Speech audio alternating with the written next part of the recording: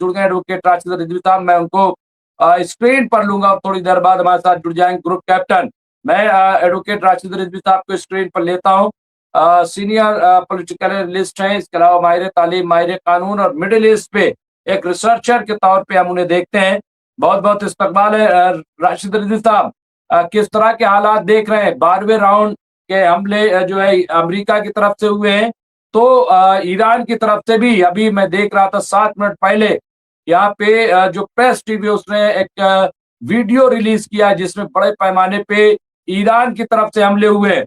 यानी ईरान भी जो कह रहा है वो कर रहा है, और ईरान ने अब इंफ्रास्ट्रक्चर और तमाम दूसरे, क्योंकि इसमें कहा गया है, आप देखिए कि ईरान फौज ने ऑपरेशन 23 मरहले का आगाज कर दिया है, और इसमें कुवैत में 3 अमरीकी फौजी अड्डों पर ड्रोन हमलों की एक नई लहर शुरू की है। गोला बारूद के डिपो, रसद के तनसीबात और ईंधन जखीरा करने की जगह को निशाना बनाया। तो ये किस तरह से देखते हैं? अच्छा, एक और मैं अपने नाजरीन को खबर बता दूं कि देखिए, जो अमेरिका चाहता है कि मुस्लिम देश आपस में लड़ें, वो हो रहा है, क्योंकि अब यमन और सऊदी अरब आमने सामने हैं, एक दूसरे पर अटैक भी शुरू हो गए हैं। तो मुस्लिम देशों को आपस में लड़ाने और खुद मजा लेने का काम ये अमेरिका और इजराइल करते रहे हैं, और उसमें फिर एक बार कहीं ना कहीं सऊदी अरब फंसता दिखाई दे रहा है। लेकिन सबसे पहले राशिद साहब, कैसे हालात को देख रहे हैं? जी मुमताज भाई, देखिए ये सारे संघर्ष चल रहे हैं। इन सब की चीज में अमेरिका एक चीज और बोलता जा रहा है कि हमने बातचीत के विकल्प को खोल के रखा है। जब आप किसी को बर्बाद करने की बात कर रहे हो, खत्म कर दोगे, तो आप बात किससे करोगे? ये बातचीत का विकल्प तभी खुलेगा जब अमेरिका को बड़ी मार पड़ती है। जब अमेरिका को बड़ी मार पड़ती है तब ये बातचीत के विकल्प को खोल देते हैं और उसी के ऊपर फोकस करते हैं। डोनाल्ड ट्रंप पूरी कोशिश में ये हैं इस बात को लेकर के किसी तरीके से ईरान ये कह दे कि हम बातचीत के टेबल पर आना चाहते हैं। ईरान ने कहा कि हम तो नहीं कहेंगे, तुम हमला करोगे हम जवाब देंगे, तुम नहीं करोगे जवाब नहीं देंगे। तुम बातचीत के लिए आओगे तो हम बात करेंगे, हम खुद से नहीं आएंगे। और पहले भी हम खुद से नहीं गए थे। पहले भी हमारे जो 14 या 16 बिंदु थे वो शर्तों को मान करके आपने हमसे बातचीत की थी, और आपने फिर उन शर्तों का उल्लंघन भी किया, ये ईरान का कहना है। फिर आपने एमओयू किया। एमओयू साइन होने के बाद भी जिसमें लिखा हुआ था बिंदु संख्या 6 पे कि कोई एक दूसरे को धमकी नहीं देगा, और आपने धमकियां दी। और उसमें लिखा हुआ था कि होर्मुज का संचालन पे कोई भी टोल नहीं लगेगा 2 महीने तक, कोई भी फीस नहीं लगेगी 2 महीने तक, और वो संचालन इसकी निगरानी में होगा ईरान की। उसके बाद उसका वॉलेशन हुआ, जब हमने एक्शन लिया तो आपने हम पे अटैक किया। तो सारे बिंदु के सारे पॉइंट आपके अगेंस्ट जा रहे हैं कि आप बात को कहते कुछ और है, बाद में करते कुछ और है। ना आपकी करनी का भरोसा, ना कथनी का भरोसा। तो ईरान भी पलटवार बराबर कर रहा है। तकरीबन हमको तो लगता है अगर 5 दिन और युद्ध चल गया तो बहरीन, कुवैत और जॉर्डन में इनके एयरबेसेस पूरे तबाह हो जाएंगे। जिस शिद्दत से अमेरिका अटैक कर रहा है उसी शिद्दत से ईरान भी कर रहा है। डोनाल्ड ट्रंप ने कहा कि हम सारे पुल उड़ा देंगे, हम जितने पानी के रिसोर्सेज हैं उसको उड़ा देंगे, हम तुम्हारे सारे रेलवे ट्रैक उड़ा देंगे। ये सारी धमकियां डोनाल्ड ट्रंप में दी। तो ईरान ने कहा ठीक है, तो बिल्कुल उड़ाओ, लेकिन जो तुम्हारी फैसिलिटीज, तुम्हारे इंटरेस्ट गल्फ में हैं, वो एक भी नहीं बचेंगे। जो बड़ी बड़ी रिफाइनरीज वहां लगी हुई हैं, जो क्रूड ऑयल प्रोडक्शन मशीनें, बड़ी बड़ी फैक्ट्रियां लगी हुई हैं, जो एक एक दिन में 15-15 आपका टैंकर क्रूड ऑयल जनरेट करती हैं, वो सब में 30 से लेकर के 50% तक की पार्टनरशिप है इनकी। और जीसीसी को भी बोल दिया है हमको इससे मतलब नहीं है कि तुम उस फैसिलिटीज में 15% के पार्टनर हो, वो 50% के, या तुम्हारी कोई पार्टनरशिप है, अगर 1% का भी इंटरेस्ट अमेरिका का होगा तो मैं हमला करूंगा।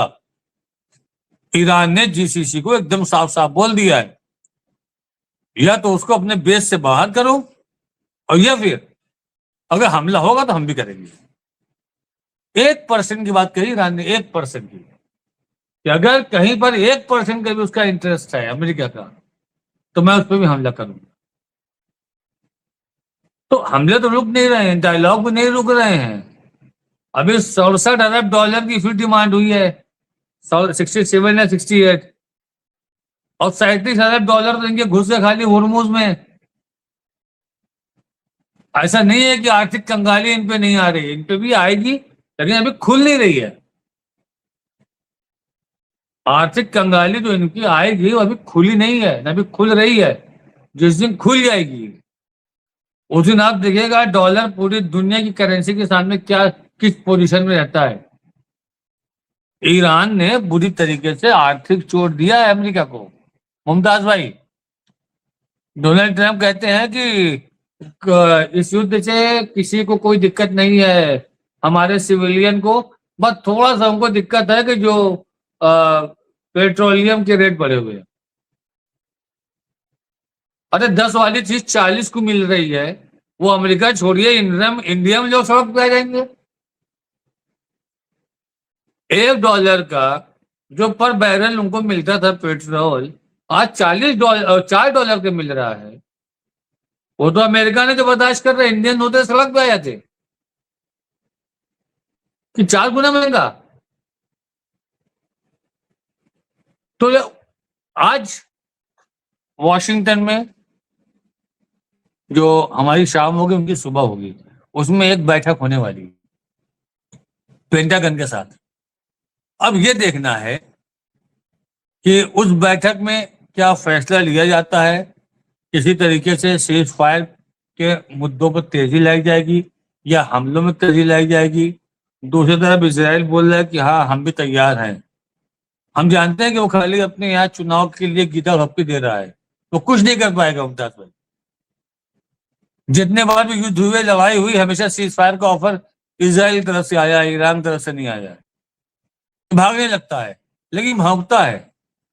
जब आप जाते हो मोटरसाइकिल से किसी भी ऐसी गलियों में जहां पे कुत्ते घुमा करते हैं आवारा, आप देखिए कुत्ते आपको देखिए भौंकेंगे, आप गाड़ी के पीछा करेंगे, जहां आप गाड़ी रोक के खड़े जाओगे भाग जाएंगे। इसको कहते हैं इजराइल।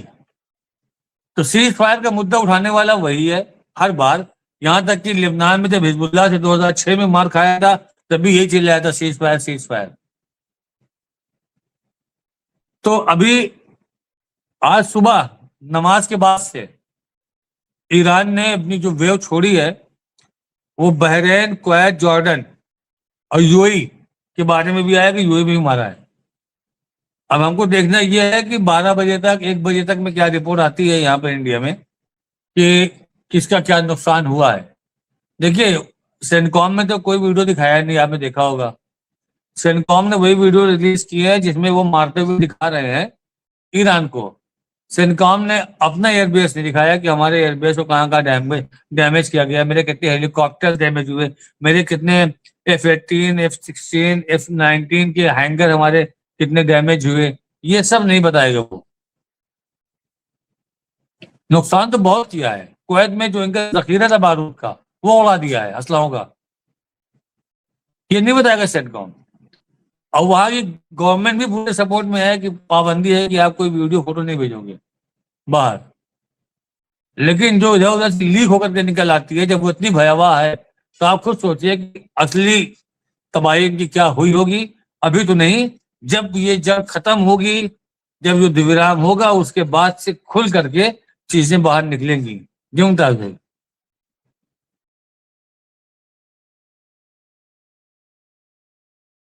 बिल्कुल, ये सही कह रहे हैं। और अभी बहुत सारी चीजें आना बाकी है। लेकिन राशिद साहब, एक जनाजा पहुंचा अमेरिका और वहां पे जनाजे उतरे और उसके बाद डोनाल्ड ट्रंप वहां पे सलूट कर रहे हैं, जनाजों को उतार रहे हैं। उससे अमेरिका में बड़ी बेचैनी है और डोनाल्ड ट्रंप की बड़ी हालत खराब है। अभी एक पोल हुआ है, फॉक्स ने किया है और दूसरे उसने, और उसमें बताया जा रहा है कि रिपब्लिकन और डोनाल्ड ट्रंप की हालत बड़ी खस्ता है। अगर आज चुनाव हो जाए तो भारी वोटों से वो हार सकते। तो मिड टर्म चुनाव होना है, ऐसे में डोनाल्ड ट्रंप की हालत, यानी एक तरीके से जो आप बात कह रहे हो उस पर मुहर है। अवाम खुश नहीं है, भले ही सड़कों पे ना उतरे। वहां पे देखिए लोग इतना मसरूफ है राशिद साहब कि उस तरह से प्रोटेस्ट करना, लेकिन ऐसा नहीं प्रोटेस्ट नहीं हो रहा है। अमेरिका के अंदर बहुत जबरदस्त प्रोटेस्ट चल रहा है जिसको दिखाया नहीं जा रहा है, रिपोर्ट नहीं आ रही राशिद साहब, बहुत जबरदस्त।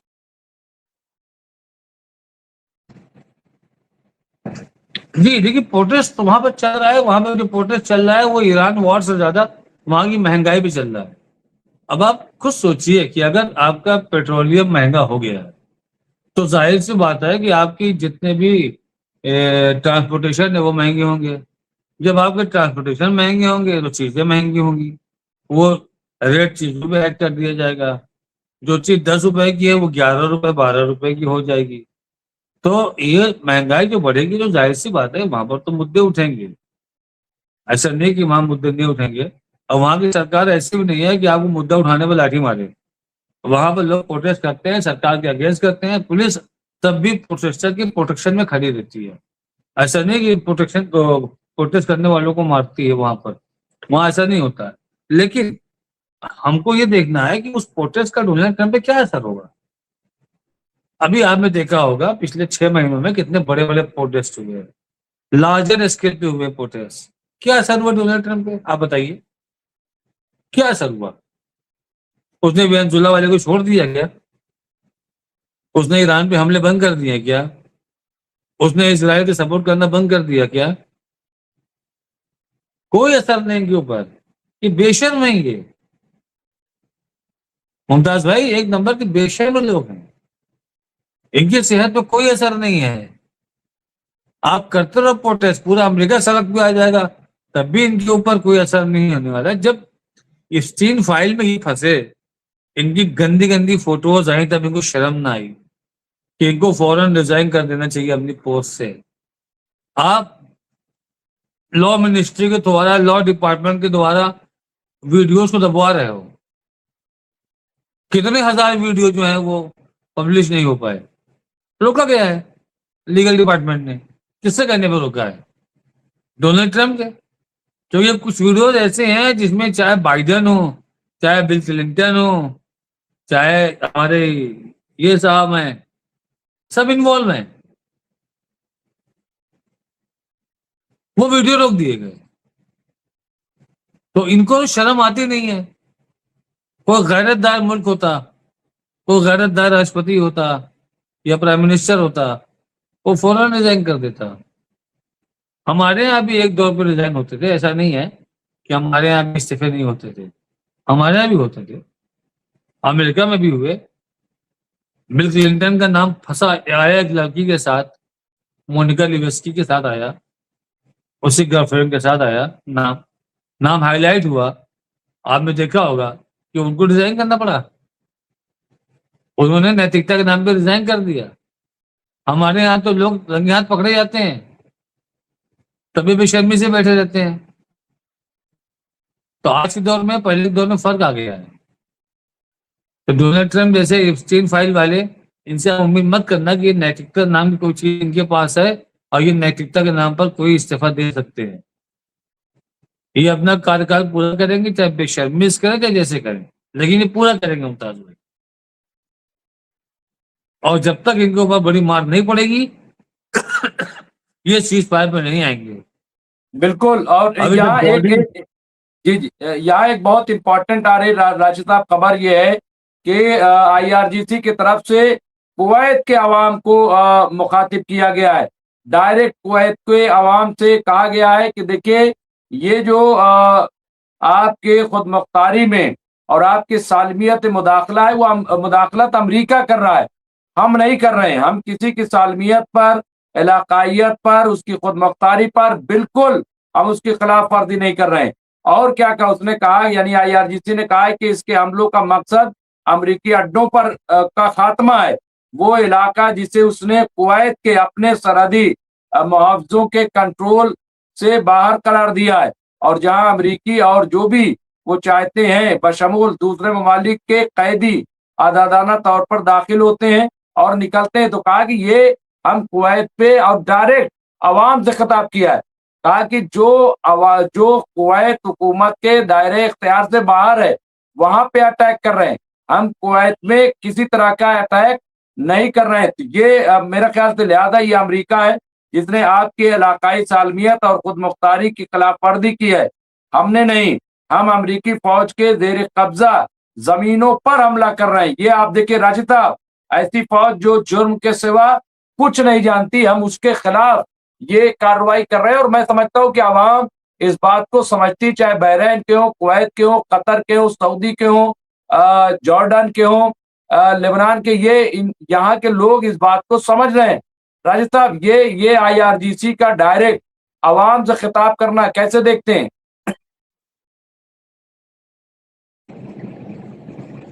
ये वॉर ऑफ स्ट्रेटेजी है, तो सॉरी स्ट्रेटेजी ऑफ वॉर है ये, क्योंकि आवाम पे दबाव, आवाम का दबाव चाहे राजा हो चाहे सरकार हो, सब पे पड़ता है, ऐसा नहीं है। और ये चाहते हैं, जैसे कि आपने देखा होगा कि ईरान, अमेरिका और इजराइल वहां के लोगों को उकसा रहे थे, ईरान के लोगों को, सड़क पे आओ, सड़क पे आओ, सड़क पे आओ। तो खुद उसी से मिलता जुलता ये भी इशारा IRGC का है कि जो आपके बहरीन हो, चाहे कतर हो, चाहे कुवैत हो या जॉर्डन हो, वो सारे लोग के अवाम को ये मैसेज देंगे कि हमारी लड़ाई आपकी खुद मुख्तारी से नहीं है, हमारी लड़ाई आपसे नहीं है। चूंकि आपकी जमीन से अमेरिका हम पे हमला कर रहा है, इसलिए हमारी मजबूरी है उसकी एयर बेसिस पे हमला करना। बाकी हमारी ना तो कतर से कोई दुश्मनी है, या कुवैत से, या बहरीन से, या जॉर्डन से।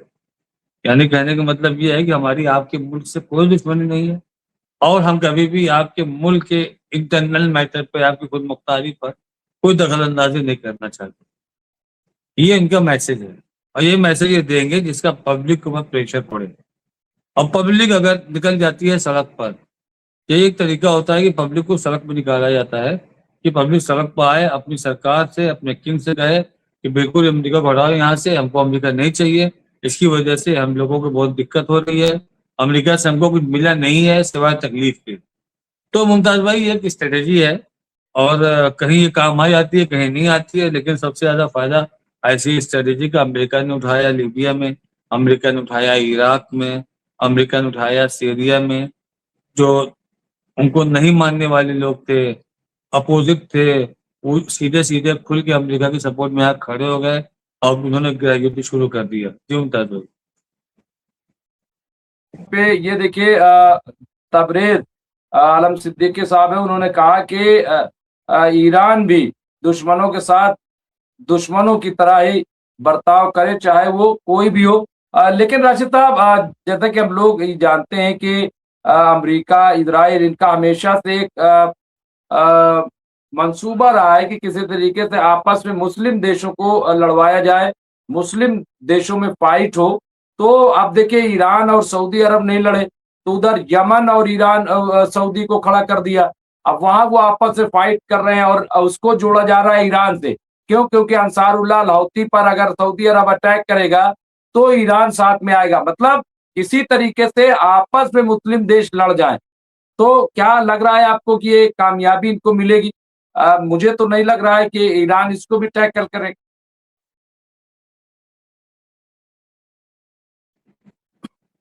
देखिए, यहाँ पर आप बात कर रहे हैं सऊदी अरबिया की, तो हम आपको एक चीज क्लियर कर दें कि सऊदी अरबिया ईरान को पसंद नहीं करता है। ये बिल्कुल फैक्ट है। किसी भी कंडीशन में वो नहीं चाहेगा कि ईरान स्ट्रांग हो, और उसके सामने अमेरिका ने कोई और विकल्प रखा ही नहीं है। अब आप ये देखिए कि जिस चीज के लिए वो ईरान के ऊपर इतनी बड़ी जंग थोप रहा है, वही चीज इजिली सऊदी अरब को दे रहा है। तो ऐसा तो नहीं है ना कि ईरान के किसी दोस्त को सऊदी अरब इतना चाहेगा। ईरान के दुश्मन को चाह सकता है, ईरान के दोस्त तो नहीं चाहेगा कभी। तो आप खुद ही सिग्नल से समझ लीजिए कि क्या स्थिति है। ये जो संकेत हैं वो किस तरफ जा रहे हैं।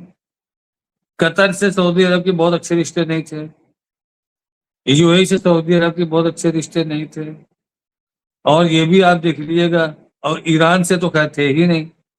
सऊदी अरब ने शुरू किया है ईरान के खिलाफ अमेरिका अड्डे बनवाना। ये सऊदी अरब ने ही अमेरिकन को लाके बसाना शुरू किया यहाँ पर, वरना ये चाहते तो आराम से रह सकते थे। और जाहिर सी बात है, तबाह तो हो रहे हैं, इन्हीं के मुल्क हो रहे हैं। ईरान को भी चाहिए हमले की, ईरान जो हमला कर रहा है वो सऊदी अरब के रिसोर्सेस पे नहीं कर रहा है, ना उसने कतर के रिसोर्सेस पे किए, उसने उन फैसिलिटीज पे किया ही नहीं जो इनकी अपनी प्योर है। इसने इनकी एयर बेसिस पे की है जो इन्होंने दिए थे।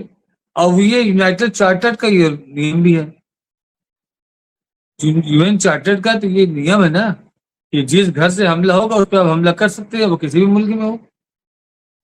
कोई वो कर रहा है, ये तो कह नहीं सकते ना कि हमारे मुल्क से नहीं हो रहा है, हमारी जमीन से नहीं हो रहा है। जब हो रहा है तो आप झेलो। आज भी ये सपोर्ट कर रहा है। आपको पता है जो एयर डिफेंस लगे हुए हैं अमेरिकन बेसिस पे, उसके अलावा जो इन देशों के बेसिस हैं वो भी एयर डिफेंस इनके एक्टिव रहते हैं, और ईरान की मिसाइल और इसके ड्रोन को रोकने की कोशिश करते हैं पूरा। तो क्या ये अमेरिका का समर्थन नहीं है? पूरा समर्थन है अमेरिका का। आपके अलावा बहुत सारे और लोग थे कि सऊदी अरब में देखो ये नहीं किया, सऊदी अरब ने वो नहीं किया। अरे सऊदी अरब की हैसियत नहीं लड़ने की ईरान से, वो एक जंगजू है ईरानी। ये अपनी जिंदगी के फ्यूचर की प्लानिंग कर रहे सऊदी अरब वाले, और ईरान के लोग शहादत मांग रहे हैं। उनको लगता है कि असली दुनिया तो मरने के बाद है। तो इसलिए सऊदी अरब इन पे हमला नहीं कर रहा है कि सऊदी अरब उलझना नहीं चाहता इधर। और जो बात आई है हूती की, हूती भी हमला किया। हाँ, हूती भी हमला किया, बात सही है। हूती को उलझा के रखा है कि हूती कोई गलत हरकत न करे, इनके कहने पर बाबल मंदिर बंद न करे। पाकिस्तान ने जो मंगाया था, पाकिस्तान से उनका हुआ था मुआहदा, और पाकिस्तान ने अपनी फौज भेजी थी। तो आपने ये कहा था, एक बार बात हुई थी आप ही के चैनल पे, ये हुआ था कहीं इजराइल के लिए तो नहीं? हमने कहा बिल्कुल नहीं इजराइल के लिए, ये सिर्फ और सिर्फ हूतियों के लिए इंतजाम हो रहा है। ना ईरान के लिए हो रहा है, ना इजराइल के लिए हो रहा है, ये सिर्फ हूतियों के लिए हो रहा है। जो F-15 की बात हुई थी, सऊदी अरब गए थे ये MBS, और डोनाल्ड ट्रंप ने कहा था कि हाँ डील हमारी कंफर्म है, इतने हम आपको F-15 या F-18 देंगे, जिसके ऊपर ऑब्जेक्शन कर रहा था इजराइल। तो डोनाल्ड ट्रंप ने क्लियर किया कि वो सारे फंक्शंस नहीं ओपन होंगे, उसके कुछ फंक्शन के साथ दिए जाएंगे ताकि इजराइल नाराज ना हो।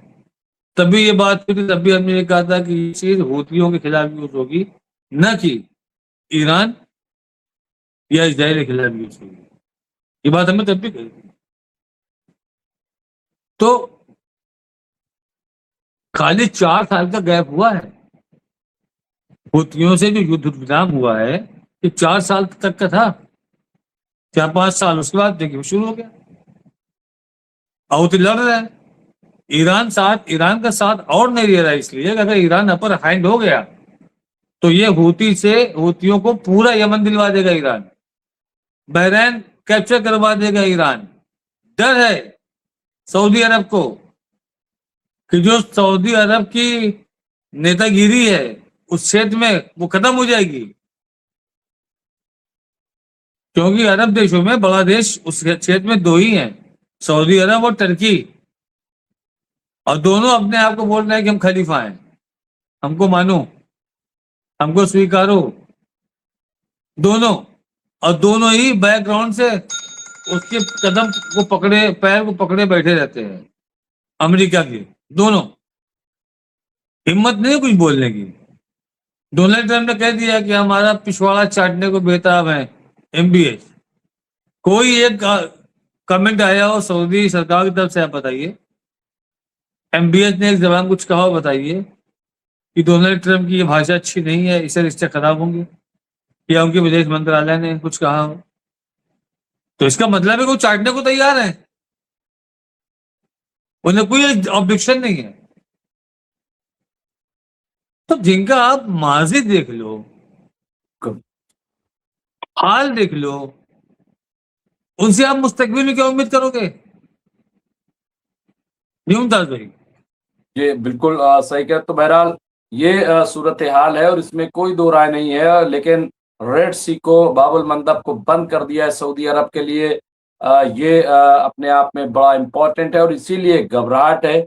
और भारी नुकसान, 7 बिलियन डॉलर का प्रतिमाह नुकसान जो है सऊदी अरब को हो रहा है, ऐसी रिपोर्ट आ रही है, होगा यानी शुरू हो गया। तो इसलिए भी ये बेचैनी है। लेकिन बहरहाल जो भी है हम फिर अपडेट करेंगे। इस वक्त के लिए बहुत बहुत शुक्रिया एडवोकेट राशिद रिजवी साहब, आप हमसे जुड़े और जो भी इस वक्त के सूरत हाल है उससे बातचीत की। फिर इंशाल्लाह आपसे मुलाकात होगी। तो ये थे एडवोकेट राशिद रिजवी साहब जो हमसे बातचीत कर रहे थे। फिर इंशाल्लाह 10:30 बजे रात में मुलाकात होगी। अगर बीच में कुछ हुआ तो हम आपको अपडेट करते रहेंगे। वैसे स्टोरीज मैं करता हूँ, उसे जरूर आप देखें। बहुत बहुत शुक्रिया। और ये भी बता दूं कि जंतर मंतर पे भी हमने कई इंपॉर्टेंट स्टोरीज की हैं। आप लोग जंतर मंतर की स्टोरीज को भी शेयर कीजिए, लाइक कीजिए, भेजिए। बहुत बहुत शुक्रिया।